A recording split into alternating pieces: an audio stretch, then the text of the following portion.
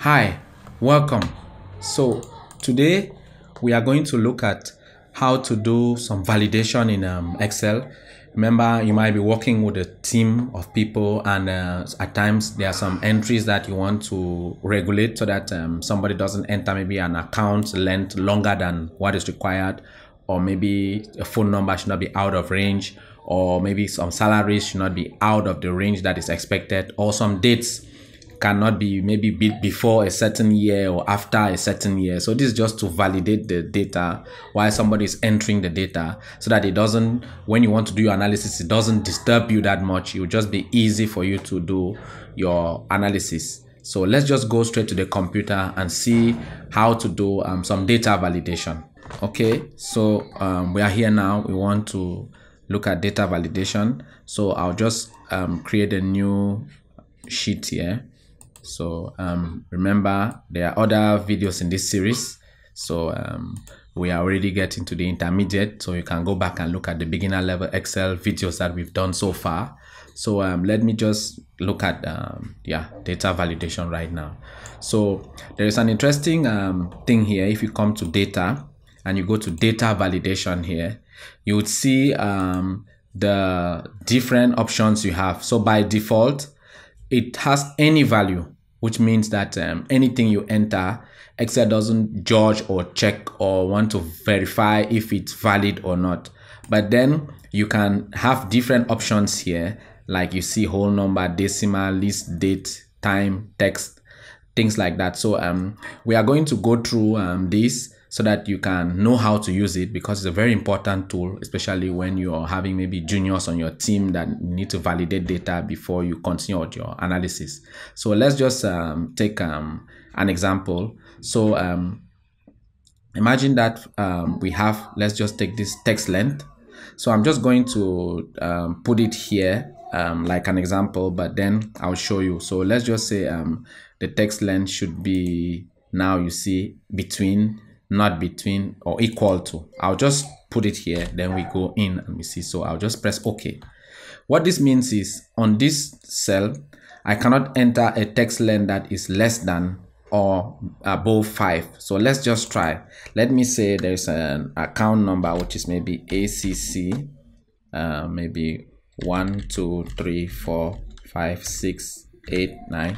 So when I do that, I get an error. This value doesn't match the data validation restrictions defined for this cell. So if you have maybe an account number in your company, maybe your account numbers don't go above 5 digits, or maybe 10 digits or 3. This could help so that some human errors might be eliminated. So for example, if I did account that is already 3, then I did 1 2, press enter, you see it goes through. So we have maybe ACC 1 2. But if by some error I type maybe 2 twice, I get an error. Or if by some error I omit the 2, I get an error. So this is actually the first case here is for text length. So this is to be able to know, okay, this is the length of the text that it should not be more than. So if I think that the accounts are supposed to be 6, for example, so I can always go back to here, go back to data validation, go here, and then I add it, put it now to 6, for example. So if I do ACC 1 2 maybe 3, it's okay. But if I want to say ACC 1 2 3 4, there is an error. Or if I say ACC 1 2 only, you just 5 digits, there is still another error. So this helps you to be able to know there's a problem with my data entry, and you will be able to review it and maybe re-enter it. So that is for text length. So let's just say, for example, you wanted to, let's just say there is a certain phone number, or let's just say phone number, and then the phone number has to be I'll just write it down here, maybe 237, then maybe any number after that. I'll just simplify it to any 5 digits after that. So it could be 2376 2 1 2 3. So we just say there is maybe a country code, and then other 5 digits after that. So another phone number that will be valid will be 237 maybe 91. So like that. Maybe you just have to make sure that it is after the 237 there is these 5 digits here.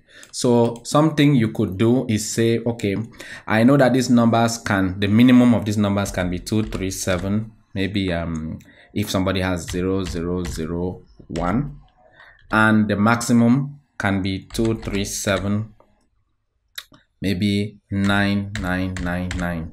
So this I'll make a validation here which says if you enter a number out of this range, it should not pass. So the number can either be 237 between 237,001 to 237,9999. So that's just how you can showing you how you can use data validation to avoid some erroneous data entries again. So here we'll go here. We are going to go to data validation, and then click again here. So now we'll be looking at whole number,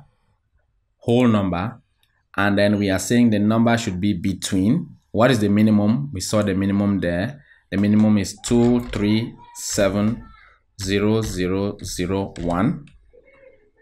Remember, you need to have 1, 2, 3, 4.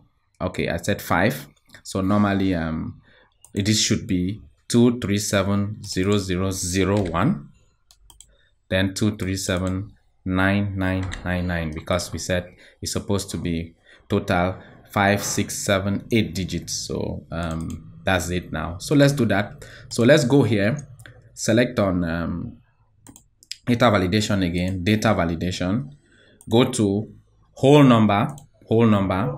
Then what's the minimum? The minimum is supposed to be 237,000. That's 4 zeros and 1. So I have here 1, 2, 3. I need a foot 0, 0 and 1. And then the maximum is supposed to be 237. And then I have 5 nines. 1, 2, 3, 4, 5.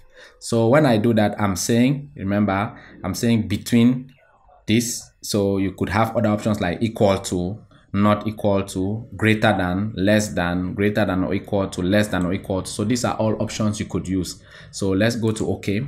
So which means that if I enter a number, all these numbers should work.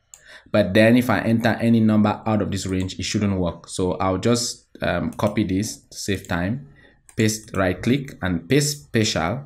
Remember, I can paste spatial. We saw it in the previous video how to paste spatial, just the values, so that I don't change the validation that is already there. Because remember, you could also paste just a validation, copy a validation and paste elsewhere. So I'm just going to paste the values here, and it looks okay. Now if I add maybe a 0 behind, it's out of range because it's already above the digits. You get this error. So and cancel, and if I maybe reduce 1 from there, you get an error. So these ones would pass, all these would pass. And so which means any number between this range from this minimum to this maximum will pass, and anything above it now will not be able to pass. So if you even change this to 238 and it says no, it's above this number. So that's how you could use to add some data validation to your phone number entries, maybe for a specific country, and just get the minimum and maximum, and then you're able to stop anybody from entering any wrong data in the first place. So there another thing you could use data validations for. Let's just say you have a salary range, for example, or salary range, but then you're saying, okay, I know that the salaries must range between a certain number. There's a minimum, there's a maximum. So anything above that is obviously an error, must be an error. So it's the same thing. You go here to data validation, you go here, you choose your whole number, and then it can be anything. You can be, is it equal to a certain amount, maybe 10,000, or is it between or less than or greater than, or there's no salary that is less than a certain amount, there's no salary that is maybe greater than a certain amount. Any other thing like that, anything like that must be an error. So if we say again between, so we might say maybe between 5,000 and 10,000, Then we say okay. So if you enter anything like maybe 6,000, since it's between 5,000 and 10,000, you'll be okay. But if, for example, you put 60,000, you get an error like this. So it's also to be able to know, I can use this to maybe control some figures like salary range. So another thing you could use your data validation for might be for dates. So for dates, let's just say you want to control a date, okay, let's just say after a certain period. So you know that in your project management, or all your expenses or the entries that somebody is supposed to enter maybe should be after a certain date. Maybe the project was launched at the beginning of the year of 2023. So dates before 2023 should not be accepted to be entered. So that's still like this. You just go here, go to your data validation again, click on your date, and then now you would be saying greater than. So maybe your date now greater than, the date should be greater than maybe the 1st of January 2023. So you press on OK. Now, which means that if you enter a date like the 1st February 2023, it's okay. But then if you enter, let's say let's just change that to 2022, so you get an error because the date is below the cutoff date, which you're telling Excel to check to validate if it's in what you've set. So you see how you can use that data validation to be able to know, okay, as from this date is allowed, from this date is not allowed. So you could always go there and choose any based on your the criteria or the rules that you have for the report or whatever analysis you want to do. You should be able to choose between, should it be less than a certain date, greater than a certain date, not equal to, not between. So you just you get the principle, and you can always play with this to be able to come up with your own specific use case. Now let's look at city. I'll just let's look at, let's say for example you have a list of cities and you want to enter them. Usually this is a problem that many people have. At times people enter data wrongly. The same city might be entered with abbreviations and different spellings. So you might have somebody entering a city like Douala. Douala could be written like this. Then somebody could write it also like this, DLA. Somebody could write it like this. So with this, you're not able to get all this, like be able to do an analysis easily, because this will look like 3 different cities while it's actually the same city. So you might want to stop somebody from entering that different cities like this, same city with different spellings. So what you could use data validation for is to click here, go to data validation, and then when you select here, you come to list. So it's actually a list. Now the thing you could do, easy thing to do, is just to write maybe the cities that you think you would need, maybe Douala, Delhi, and then maybe Delaware. Now when you click on OK, so you can, so which means you can only either choose between Douala or Delhi or Delaware. So now you have a list. So if you try to enter something else, like you try to enter maybe something else like Chicago,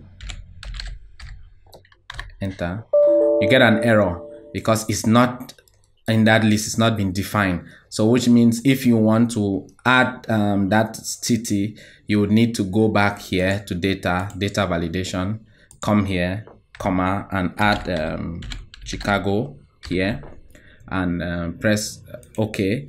Then now when next you type it again here, Chicago and press enter, is going to pass now because it's part of the list, or as well as you would have chosen it here. So but then this way of entering manually like this, yes, is for the beginner, yeah, is okay when you're just starting, but you might want to have something more flexible, like a list where you have you're able to select from a list which could keep adding, and then you just pick from here rather than typing them manually, because maybe tomorrow Chicago is no longer there, the city has changed, you still need to come back inside here and look at it. But then if you had the list somewhere here, you could always select from there and use. So we are going to look at that in the next video, which is some slightly advanced features for the drop down list, which is very important for lists like cities like this, towns, provinces or whatever, or names, just controlling names. We're going to look at that in detail in the next video. So for now, just understand that you have your data validation, which you can use to do things like any whole number, time, length, and all that, like we've seen. And then for the list, if you have a basic list that doesn't change much, you can just simply write them down like you saw here. If it doesn't change much, you can just write them by hand and get over it. But if you have a dynamic list, then we are going to look at that in the next video, which would look at advanced drop-down lists. So I hope you learned a lot about data validation, which is just to prevent errors before they occur, when you maybe discover them months or years later, prevent people from wrong data entry in your Excel file. And hope that next video you would continue to see now how to do the advanced drop-down list, especially like for these cities. So see you next video.